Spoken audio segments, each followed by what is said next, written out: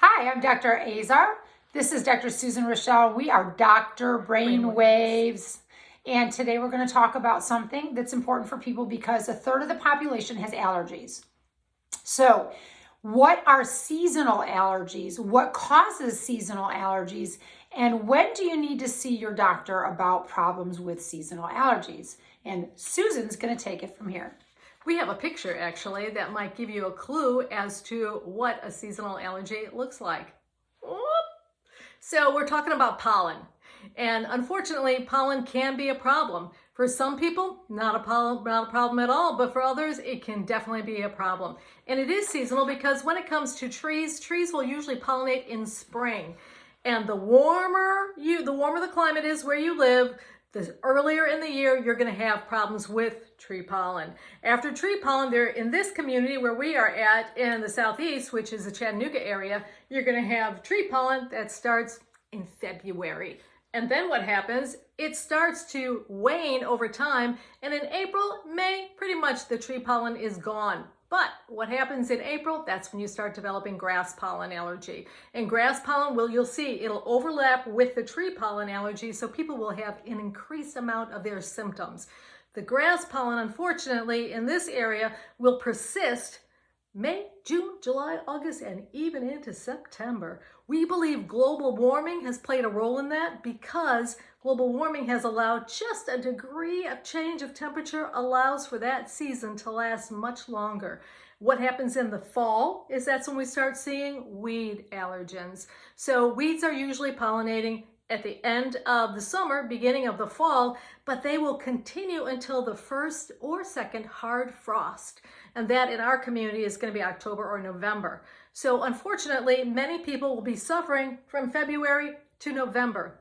That's a problem. That is about 10 months of the year. But why and when should you have that checked out?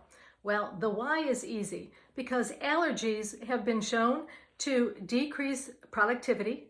Also something, if you are a working person and you are working, you are not absent. If you're absent from work because of a condition, we call that absenteeism.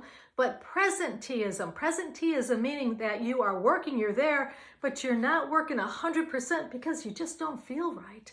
And part of the reason for that may be because of allergies, but another reason for that may be the medicines you're taking to treat the allergies, because unfortunately, many antihistamines do have sedative effects, particularly the first generation antihistamines like Benadryl, hydroxyzine, chlortrimeton, those medicines. The second generation antihistamines like Zyrtec is 13% sedating. Allegra and Claritin, not as sedating, but do have some sedative effects. And patients will tell you, Doctor, I can't be on that medicine because it makes me too sleepy. And that can also, unfortunately, impair their ability to work effectively. Other thing is sleep.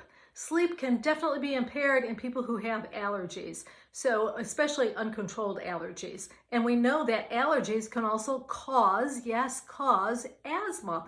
So it's extremely important that if you're developing symptoms of allergies, to have them checked out. And the way to have them checked out is by seeing a specialist. A specialist will do a series of tests, and most commonly they will do skin tests, where they will prick your skin with different types of pollen, as well as possibly dust mite, dog, cat, as well as cockroach allergens to see if you may mount a response. And if you do mount reactivity, then they will help you come up with a customized plan to help treat it.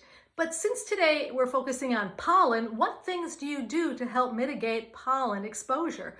Well, first of all, you can't help it if you're living in the community. But what you can do is keep your windows closed, turn on your air conditioning. If you're driving around in your car, roll up your windows or push the button and have the windows closed, and don't use your recirculated air control. So you want your environment to be more controlled. The other thing is for all of you four-legged children lovers like dogs and cats and guinea pigs and all those that you let go outside and then come in, they can get the pollen on their coats. So you want to wipe off their coats. Sometimes we suggest, especially if you suffer greatly from allergens, that when you come in from the outside, you shed your clothes. So you take your clothes off, throw those in the laundry, even sometimes taking a shower to get all that pollen off your body. Also, if you are someone who lives more in the country, I would not hang your sheets on the outside line. You need to dry them in the dryer, but you don't want to hang them outside because you're just going to get all that pollen, and now you're going to have pollen and dust mite exposures while you're sleeping, so we don't want that. So those are some of the other strategies to help mitigate or try and get you to the point where you're not suffering all season long with the pollen allergens. Also, there are medications and there are some more permanent treatments, such as there are drops that dissolve under the tongue. There are some tablets that have been developed for ragweed allergy and one for some of the grasses. And then, of course, there's allergy shots. And allergy shots are designed to change or modulate your immune system so you no longer react to an innocuous substance like pollen allergens. So those are some of the things we can explain to you and help you process through.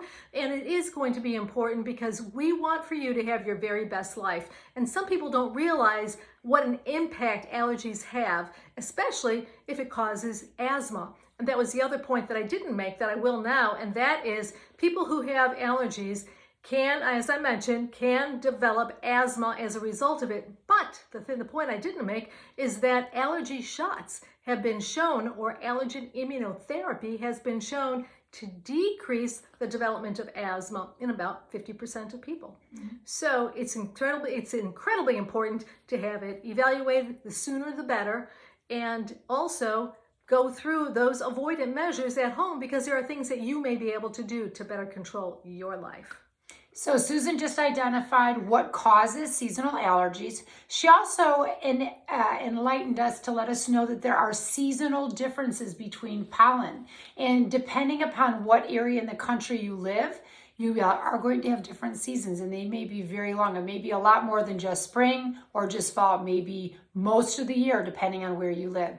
And see your doctor to get worked up about what type of allergy you have to what specific pollen, how to take avoidant measures, and also to improve your quality of life and you can improve your quality of productivity if you're finding that your allergies are making you miserable, because there are a lot of innovative treatments and remedies to help relieve symptoms from seasonal allergies.